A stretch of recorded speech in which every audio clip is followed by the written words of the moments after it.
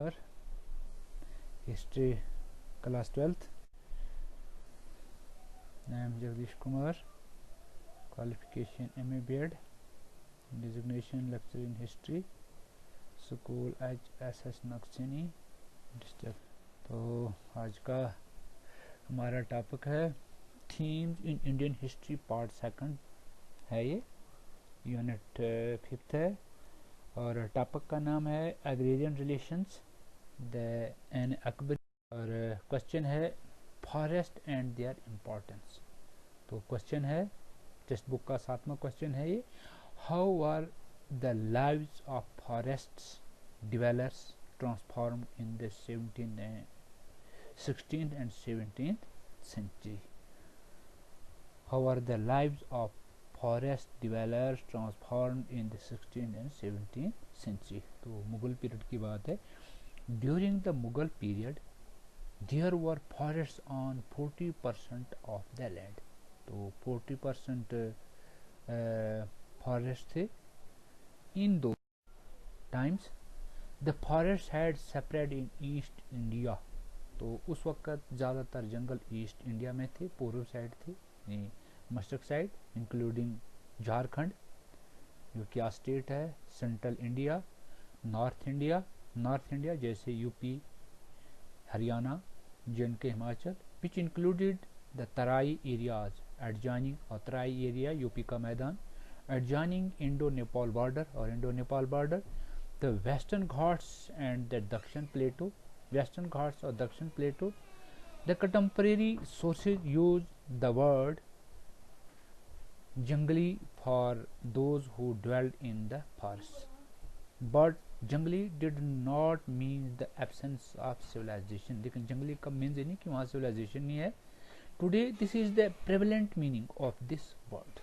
तो in those times this words was used for those who earn their livelihood from products of the jungle. जो जंगल में रहते थे, जंगल की प्रोडक्ट्स से वो अपना कमाते थे।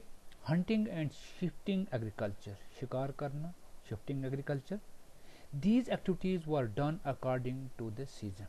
सीजन के मुताबिक एक्टिविटी चलती थी। For example the Bhils collected forest produce. जो भील जाति के लोग थे वो प्रोडक्ट्स जंगल की चीज़ों को कलेक्ट करते थे। इन द स्प्रिंग, बहार के मौसम में, कॉट फिश, मछलियाँ पकते थे। इन द समर, गर्मियों में। Cultivated land during the monsoon, monsoon के टाइम में वो खेती करते थे। And went hunting in the winter, और शिकार खेलने सर्दियों में जाते थे। This process stood on the foundation of perpetuated mobility. तो इसको कहते हैं perpetuated mobility. The tribes which lived in the jungle always kept roaming from one place to another in search of food. और जो लोग इन जंगलों में रहते थे वो खाने की तलाश में एक जगह से दूसरी जगह घूमते रहते थे। As far as the question of state is concerned, for it, the jungle was subversive place.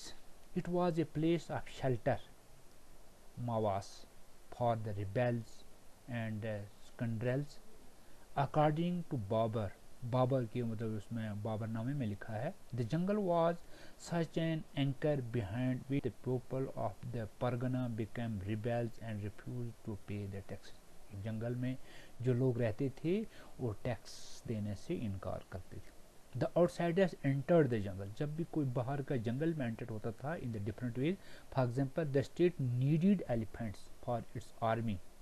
State को जब एलिफेंट की जरूरत होती थी आर्मी में, so the offer of elephants was included in the dues to be accepted from the forest dwellers। जंगल से हाथी को पकड़ कर लाए जाते थे सुधारने के लिए।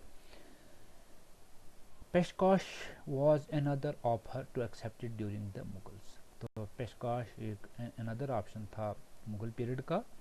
In the Mughal ideology, an important feature of the state in imparting justice, including the poor and the rich, was the hunting expedition।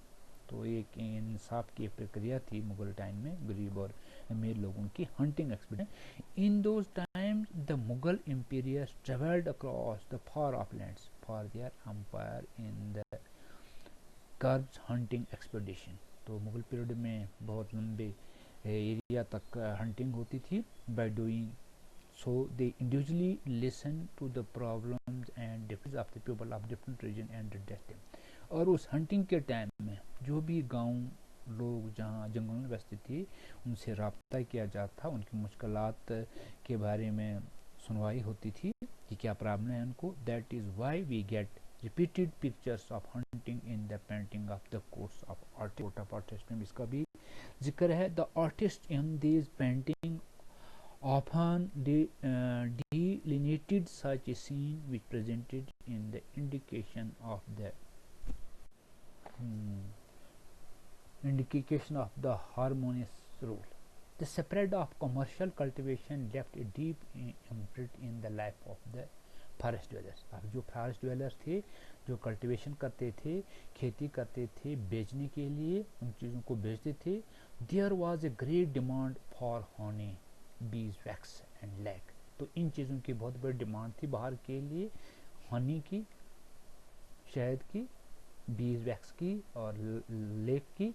Besides many kinds of medicine, बहुत सी दवाइयाँ, जड़ी बूटियाँ वर prepared from the different kinds of फल, जड़ी बूटियों बनाई जाती थी। फाउंड इन द जंगल में पाई जाती थी। The forest wood was also use different purpose, जंगल की लकड़ी भी डिफरेंट चीज़ों के लिए इस्तेमाल की जाती थी। The elephants were also caught and sold in the jungle, जंगल में हाथी पकड़े जाते थे, उनको बेचा जाता था। Under the principle of trade there was an exchange of goods. तो एक्सचेंज ऑफ गुड्स होता था, इन चीज़ों का लेन देन होता था। The Luhanis of Punjab were engaged in an overland trade between India and Afghanistan। तो पंजाब से कारोबार इंडिया और अफगानिस्तान के दरमियान होता था। Many changes came in the life of the forest dwellers because of the social reason। तो social reason की वजह से काफ़ी changes उनकी social life में आई। The tribe that lived in the jungle were under the chieftains। तो एक कोई मुखिया होता था जिसके अंडर एरिया होता था जंगल का। The chief of the many tribes had become ज़मींदार। बहुत से चीफ का जो हेड होता था उसको ज़मींदार कहा जाता था। Out of this a few powerful chieftain had become the kings. और उनमें से जो सबका चीफ मुखिया होता वही किंग भी बन जाता था। These kings and zamindar required an army for them. उनके लिए एक फौज की भी ज़रूरत पड़ती थी। So they recruited their relatives, और रिक्रूट भी करते थे, भर्ती करते थे फौज में। And people of their lineage in their army. The army of the tribes which lived in Sindh including 6000 horses. तो उनकी जो आर्मी थी सिंध में ट्राइब्स की, उनकी फौज 6000 हॉर्सेस थी। 700,000 infantry soldiers. In Assam the Ahom rulers had their own paiks. और आसाम के जो लोग थे जंगल में रहते उनके अपनी ट्राइब्स थे, फौज थी। The paiks were those people who rendered military services in lieu of their land. The Ahom rulers had also declared that they had an monopoly to catch elephants in the jungle. जहाँ अपना ग्रुप था जो जंगल में हाथी पकड़ते थे। Though the transition for tribal system to monarchical system had already begun, yet this process fully developed. In the 16th century, we get a lot of precious information about from the Anne Akbari। तो ये सारी information हमें Anne Akbari किताब में मिलती हैं। In the 16th to 17th century, the Kho rulers fought many wars। खो जो rulers थे उन्होंने बहुत सी जंगें लड़ी थी neighboring tribe के साथ and enslaved them। New cultural influence also began to penetrate into the areas of jungle। The Sufi saints inspired the cultivators of new settlement to embrace Islam, thus played an important role। और जो new cultural influence जो था तो painted areas of जंगल के जो लोग थे, the Sufi संत जो थे, उन्होंने लोगों को कहा अपने मस्जिद से कल्टिवेट करने के लिए चीज़ें और इस्लाम धर्म कबूल करने के लिए लोगों को मोटिवेट किया। तो इसी के साथ ये क्वेश्चन यहीं पर समाप्त होता है। नमस्कार।